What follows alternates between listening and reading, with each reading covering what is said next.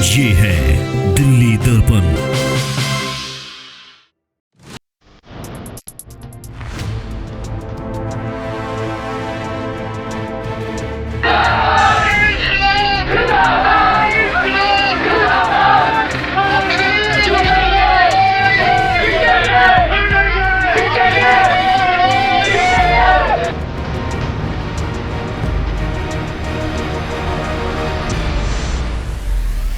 हम अपनी तरफ से बेंच करेंगे, बाकी कोर्ट का काम है, कोर्ट में अपना पक्ष रखेंगे और हमें पूरा विश्वास है कोर्ट जो है जनता की सुनेगी।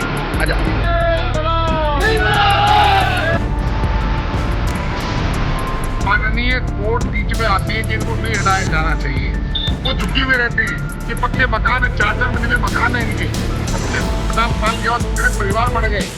जो मेरी माताजी जो उस समय 25 साल की आयु में आई थी, कैसे अपने आशियाना को गिरते हुए देखेंगे।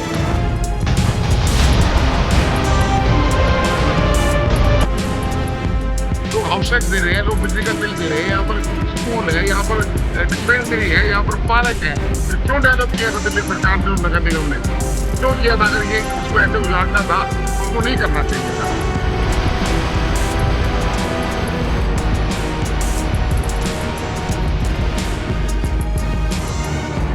जो तलवार भलसवा देरी के ऊपर लटकी हुई थी, जो उनके अंदर डर था, वो आज ऐसा लग रहा है हकीकत होता नजर आ रहा है, क्योंकि हर जगह जेसीबी और तमाम सुरक्षा बल मौजूद हैं। इसके लिए कैसा सपोर्ट आपके द्वारा किया जा रहा है?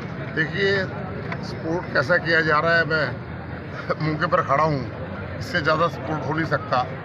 कि दिल्ली सरकार की लाल फीताशाही का कमाल है कि ये कानूनी 48 से 50 वर्ष पहले बसाई गई थी डेयरी के नाम के ऊपर, और जिस समय ये लोग डेयरी के लिए दे रहे थे उस समय दिल्ली सारी दिल्ली नहीं थी। ये 5-5 मंजिले मकान, अब कोई एनजीओ माननीय हाई कोर्ट को मिसगाइड करके और तुड़वाने का आदेश करवा दे तो ये बहुत ही बड़ा इन लोगों के साथ इनजस्टिस होगा।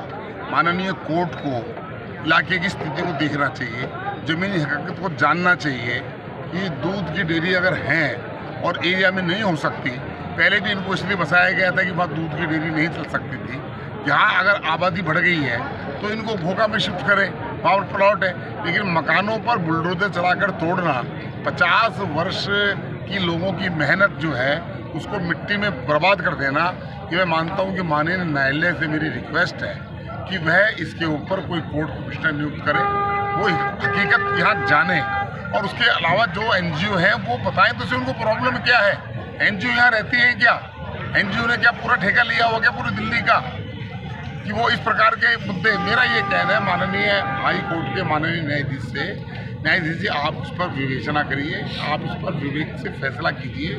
ये केवल 1000-2000 लोगों का नहीं, ये दिल्ली में लगभग 9 से 10 हज़ार मकानों का है। कोई शाहबाद डेयरी में है, कोई भलसवा डेयरी में है, कोई गाजीपुर डेयरी के अंदर, कोई मदरपुर खादर के अंदर है। ऐसे आप इस प्रकार से अगर आप आदेश देंगे और उससे दिल्ली उजड़ेगी। एक रेलवे के ट्रैक के ऊपर जो झुग्गियाँ बसी होती हैं, उनको जब लोग रेलवे हो या एमसीडी हो या दिल्ली सरकार हो, उसको जब हटाने की बात करता है तो माननीय कोर्ट बीच में आती है कि इनको नहीं हटाया जाना चाहिए। वो झुग्गी में रहते हैं, ये पक्के मकान है, 4-4 मंजिले मकान है इनके, 25-50 साल के बाद कितने परिवार बढ़ गए। जो मेरी माताजी जो उस समय 25 साल की आयु में आई थी, आज उसकी उम्र 75 साल हो गई, वो कैसे अपने आशियाना को गिरते हुए देखेगी। मेरा सरकार से, माननीय कोर्ट से हम्बल रिक्वेस्ट है, इस पर पुनर्विचार करें, और माननीय राज्यपाल जी को मैं कहना चाहता हूँ इस पर आप देख लें, और दिल्ली सरकार को तुरंत कोर्ट में एफिडेविट देना चाहिए कि हम इस पर आपकी कार्रवाई पर पुनर्विचार करेंगे, हमें कुछ समय दे तभी जाकर इसका हल निकल सकता है। अच्छा चंदोले जी, एक सवाल यहाँ बनता है कि जब पिछली तारीख पे जब वकील साहब ने लोगों के लिए अगली तारीख की मांग की, 16 तारीख बताई गई कि अगली तारीख 16 तारीख को है, तो उन्होंने स्टे क्यों नहीं लिया? क्योंकि स्टे लेना तो बहुत ज़रूरी था। देखिए, वकील कैसा पेश हुआ उसके ऊपर डिपेंड है। सीनियर वो जज हैं, अब इन लोगों को वकील अच्छा करना चाहिए था। क्या है कि हाई कोर्ट और सुप्रीम कोर्ट के अंदर वकीलों के चेहरे भी देखे जाते हैं। लोगों को पता भी होना चाहिए कि 2007 के अंदर ये तय हुआ था कि दिल्ली में कोई भी कॉलोनी को तोड़ा नहीं जाएगा, कि एक मकान को नहीं तोड़ा जाएगा। हमने लगभग 1500 से ज़्यादा अनऑथराइज कॉलोनी पास की हैं। अब ये अनऑथराइज कॉलोनी में नहीं आता था, इसको दिल्ली नगर निगम ने बसाया था। दिल्ली नगर निगम के ये अलाटी हैं, ओरिजिनल अलाटी हैं, ये कब्जाधारी नहीं है। ये सारी की सारी बातें दिल्ली के हमारे एमसीडी कमिश्नर को और माननीय दिल्ली के मुख्यमंत्री से कहना चाहता हूं कि इस स्थिति को देखते हुए वह कोर्ट में कोई भी एफिडेविट दे जिससे इनके मकान को बचाया जाए। और फिर क्या वैकल्पिक व्यवस्था होगी? वैकल्पिक व्यवस्था मेरा मतलब ये नहीं कि इनको तोड़ दिया जाए, तोड़ने की बात मैं नहीं कह रहा, इनको यहीं पर रेगुलराइज किया जाए जिस प्रकार आप झुग्गी झोपड़ी कर रहे हैं। जो आपका पैसा बनता है लोग पैसा देने को तैयार है, कोई दिक्कत ही नहीं है। लोग हाउस टैक्स दे रहे हैं, लोग बिजली का बिल दे रहे हैं, यहाँ पर स्कूल है, यहाँ पर डिस्पेंसरी है, यहाँ पर पार्क है। फिर क्यों डेवलप किया था दिल्ली सरकार ने और नगर निगम ने? क्यों किया था? अगर ये इसको ऐसे उजाड़ना था तो उनको नहीं करना चाहिए था। इसलिए माननीय हाई कोर्ट से मेरा निवेदन है कि इस पर आप दोबारा संज्ञान लीजिए, जो आपने डिसीजन दिया है उस डिसीजन पर पुनर्विचार करें। विधायक जी, यहाँ पे जिस तरीके से इन लोगों पे तलवार लटकी हुई थी, अभी जिस तरीके से प्रशासन ने कहा इनके ऊपर एक रोक लग गई है, फिर भी बला टली नहीं है, क्या कुछ कहना चाहेंगे? इसमें जो भी होगा दिल्ली सरकार अपनी तरफ से अब एफर्ट कर रही है, क्योंकि कोर्ट का ऑर्डर है। तो जहाँ तक मुझे लगता है दिल्ली सरकार का स्टैंड लेंगे हम। आज मैं जा रहा हूँ, अभी गोपाल राय जी से भी बात हुई है और मेयर से भी बात हुई है, तो अभी जाके बात करते हैं। तो आगे क्या लगता है कि जो 16 तारीख की तारीख में क्या इनके ऊपर जो तलवार लटकी हुई है वो हटेगी या फिर नहीं? देखो, हम अपनी तरफ से बेस्ट करेंगे, बाकी कोर्ट का काम है। कोर्ट में अपना पक्ष रखेंगे और हमें पूरा विश्वास है कोर्ट जो है जनता की सुनेगी। अच्छा, मौके पर यहाँ पे योगेंद्र चंदोलिया जी भी मौजूद हैं और कांग्रेस कमेटी के अध्यक्ष देवेंद्र यादव जी।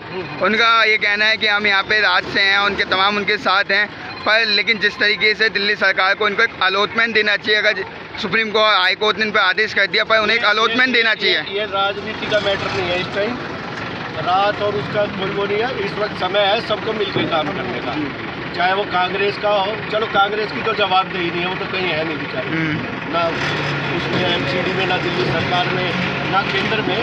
बाकी चंदोलिया जी से मेरी बात हुई है कि भाई हम मिलकर काम करें कि जनता का फायदा होना चाहिए, चाहे मेरी बुराई क्यों ना हो जाए। अच्छा, क्या बात, बहुत बहुत धन्यवाद। लेटेस्ट खबरों के लिए सब्सक्राइब करें हमारा YouTube चैनल या फिर लॉग ऑन करें www.delhidarpantv.com। खबरों की कवरेज और विज्ञापनों के लिए संपर्क करें।